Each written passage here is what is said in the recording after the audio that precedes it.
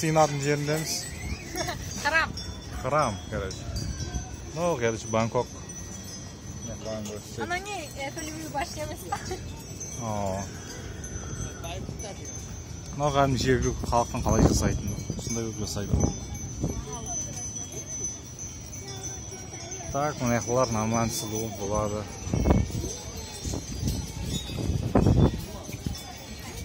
Зданиялар.